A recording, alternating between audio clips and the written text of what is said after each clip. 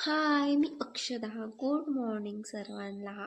आज मी सकाळी ब्लॉगला सुरुवात नाही केली आहे. मी दुपारून तिला 12 वाजता स्कूलमधून घेऊन आले. ह्या छोटूला मी घरीच ठेवलं होतं, पण हा खूप रडत होता.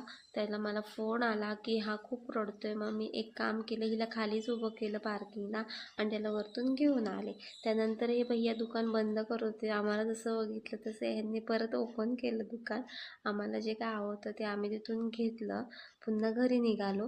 घरी गेल्यानंतर त्याला आईस्क्रीमच हवी होती, त्याच्यामुळे त्याने मला पुन्हा खाली घेऊन आला दुसऱ्या दुकानात. ज्या दुकानात आम्ही अगोदर गेलो तिथे आईस्क्रीम मिळत नाही. मी परत त्याने मला खाली घेऊन आला.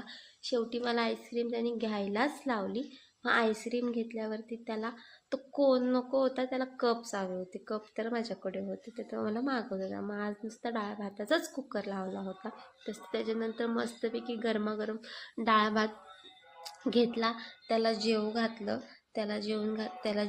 तो जेवल्यानंतर मी जेवण करून घेतलं आणि मग त्याला झोपवलं. दुपारी झोपल्यानंतर मी माझी दुपारची भांडी क्लीन केली. थोडा वेळ मी पण रेस्ट केला.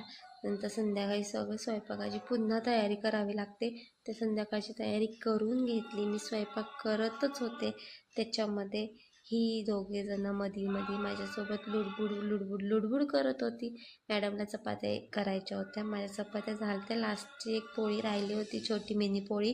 तर हाच तिचं बघून हा साहेब, ह्याला काय कळतंय त्याच्यातलं, पण ह्याला सुद्धा ती पोळी करायचीच होती.